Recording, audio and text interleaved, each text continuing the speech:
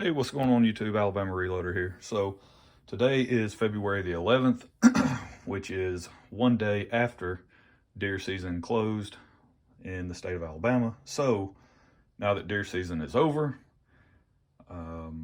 what's next, right? And for me, hopefully, we can get after some coyotes. That's kind of the plan. That's going to be something that me and some friends of mine, we're going to try to pursue that activity, see if we can't find some places to go coyote hunt, get some on the ground. That would be awesome. But something else that needs to take place is I got to get all these bullets sorted.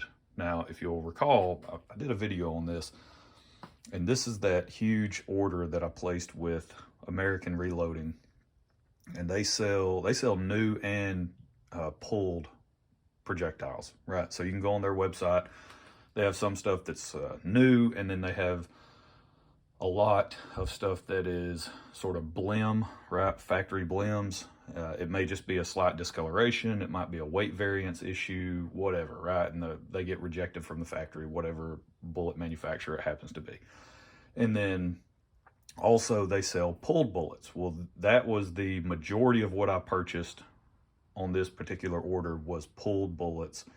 And I purchased 1,000 277 diameter, so that's for my 270 Winchester, and then I believe it was 500 308 and 500 7mm pulled bullets. So that was what I purchased. It was called their premium mix, and so really it's just whatever they pull for that particular caliber, and then they just I'm assuming dump them in huge boxes, totes, buckets, who knows what. Had no clue how they sort them out from that point, or they're unsorted really.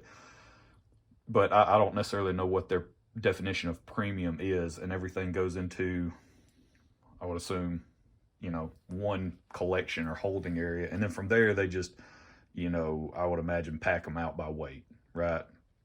Probably scoop them out. Lord only knows how they get these things into the boxes or whatever, how they ship them, how they determine, hey, this is, a package of XYZ quantity. I would imagine it's by weight, and there's probably, obviously, plus or minus, there's some variance in there, because I think on the 277 diameter, I ended up with like over 1,100.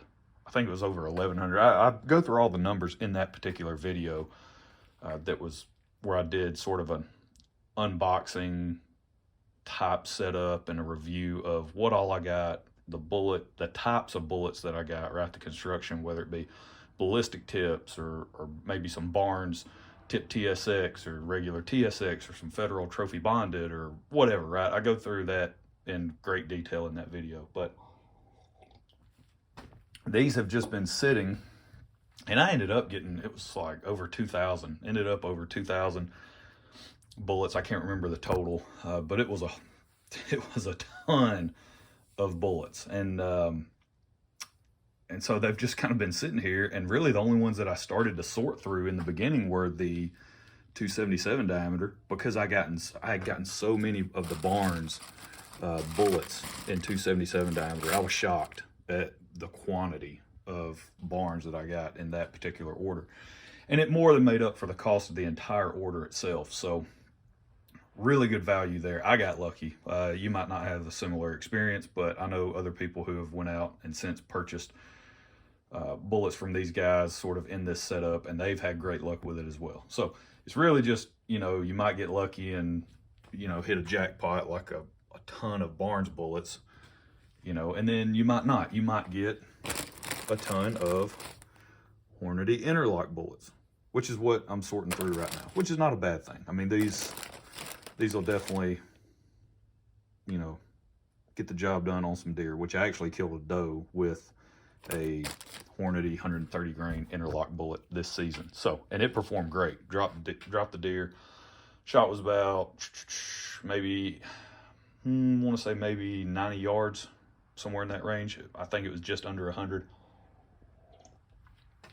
And I went with the high shoulder shot, and bullet performed very well. The doe dropped. That was it. So and it was going about 3,000 feet per second. It wasn't something that I'd loaded up fairly hot. But that's beside the point. So this is still a good bullet. I don't consider it a premium bullet, so, you know, it just kind of is what it is. But it came in their premium mix, the Barnes, the Nosler ballistic tips, the Federal. I've already sorted those out. The trophy bonded. That stuff is definitely premium. I got a few Nosler partitions in there as well. I ended up on the 130 grain, I got 22. And I'm sorting these, you know, I'll give you, let's see. Yeah, so the 130s, I got 22 of them. So, you know, it would have been nice to have just a few more of those. I got 4 of the 150s, so those are kind of whatever. But on, like, for instance, the Nosler ballistic tip, yeah, I got 40 of these with virtually no pull marks whatsoever. I mean, you can see on the base of the bullet where it's been seated into a case, but that's it. I mean, yeah, the quality of these, super awesome. So, pretty pumped about that, and I think I have some load data. I think I've already tried to mess with the Nosler ballistic tip before, but then also I've got these, and I'm writing heavy on these that are sort of out of the tolerance band of what I'm deeming acceptable for like serious load development stuff. So that's a half grain.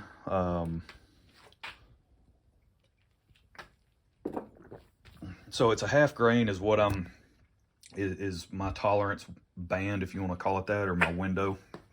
So for instance, on these interlocks, right, these are 130 grain interlocks. So this is 130. These are the 130s, and this is 130.1, 0.2, 0.3, 0.4, 0.5, right? So 130.5, that's as high as I'm going to accept. Anything above that, I'm going to put in a separate bag. Anything below that, I'm going to put in a separate bag. And then, of course, I'll write light on there, right? So that way I know, hey, if I write, you know, these are my 130s, well, this is anywhere from 130 up to 130.5, right? So a half grain of variation in that overall weight. And I could tighten that up if I really wanted to, but again, for the hunting and the shooting that I do, you know, for my purposes, that's really not going to make, I would say, pretty much any difference. I mean, any practical difference, right? Something that I can visually see and quantify. It's not going to make a quantifiable difference at the distances that I shoot, right? That deer that I shot, it had no clue whether the bullet I shot it with was 130 grains or 130.5, right? That doe dropped no matter what. So that's kind of where I'm at. And I could probably actually just, you know, unless it was just something outrageous, maybe a couple grain difference or whatever, but I could probably just load all these up and really have full confidence going and hitting the deer woods that, hey, these are going to perform right across the board. And now what I really want to do is make sure I sort these out, you know, obviously based on weight, because I've already run into a 150. So you don't want to just grab them and assume, hey, they're all the same weight, because they're not. And they specify that on their website, right, when you order, that not all of these, they're going to be varying weights, varying, you know, types of bullets. So that's 130.1. And I'm using this little National Metallic scale. It's okay. I mean, it does a good job for something like this. You know, it does a good job as far as bullet sorting, or if you want to sort your cases by weight, you know, and that type of thing. So 129.9, so it's going to go down in the light pile. And like what I'll use the other ones for, maybe like ones that are what I call too light, right? They're just outside of the range, either low or high. Probably use those for, you know, just some siders, maybe some partial load development. If it's, you know, maybe I just want to test it out with a different powder. Maybe it's not a powder that I would typically use, right? Not something that I have a whole lot of on hand or whatever. Then I might use those and just kind of put a little bit of stock in the results, but not something that I would go, okay, this is going to be what I go with. This is going to be my hunting load, blah, blah, blah. So that's really all I'm doing. Now that the season's over, time to get some of these reloading tasks completed, and one of them definitely is get these bullets sorted, get them bagged up, get them off the reloading bench, get them put away. So that's really our top priority right now going on over here. So I guess one of the things that I would like to know, all you folks out in YouTube land, so what do you do? What are some things that you put off until the end of a particular season, right? Whatever XYZ season is, fill in the blank. What are some things that maybe you hold off on until, you know, the end of the season, and then you know, for some people it'd be load development, right? For some people that's the time to, this one is all sorts of funky. Look at this guy. So yeah, that's a funky looking one. But, you know, for some people it's load development, right? They'll roll into a particular season and their load development's virtually done, and they're not really going to get serious about it until after the season, right? Maybe it's obviously you're a competitive shooter and you've already got your load development done, you've got everything loaded up for the season, you go out, you compete, then you come back, then the real work starts, right? Then it's load development time. That's kind of how it works for me in the hunting application. Is I typically do a lot of load development outside of the season. You know, I'm testing a lot of loads and bullets and powder combinations and all of that. And then throughout the course of all that, when I find something that shoots halfway decent, it's repeatable, it's acceptable to me for what I want to get done in the woods, then, you know, I'll probably load up a handful of those for the season, right? I don't typically load up a whole lot all at once. Just the other day, let's see, I had, wherever that box went, but I had like that was this box right here. Nope. I had a box of the Barnes for my 270 Winchester. I had a box of the 129 grain LRX. I had 40 of them left.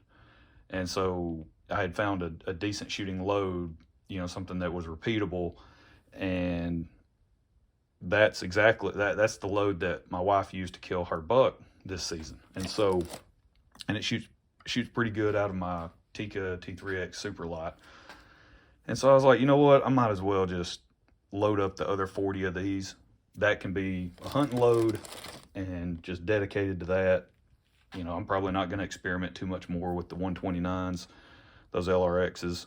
It's an amazing bullet. I just need to load up the remaining 40 and use that and be done. So kind of did that. So those type of things. That's about as much as I'll load up. For hunting ammo, I typically don't load up that much because I'm constantly changing, right? I'm wanting to test other bullets, other powder combinations in hunting applications just to see how it performs in the real world. That's one of the things I enjoy doing. So that's part of the reason why I don't really load up a whole lot of stuff all at one time for hunting. So let's see. But that's it, I guess. I mean, just kind of a rambling video. It was, you know, just talking a little bit more about these pulled bullets that I picked up from American Reloading. Yes, I've got a ton of sorting to do. I mean, this stuff here is still the 277 diameter stuff. This, and then the Barnes, I'll just leave those in the boxes. Those are fine. So I got to get these sorted. This is just 277 stuff. This is my 7mm stuff in this box. My 308 stuff's over here. So I got a lot I got to get to. So that's it. That's where we're going to leave it. Hope you guys enjoyed it, and we will catch y'all next time. Y'all have a good one.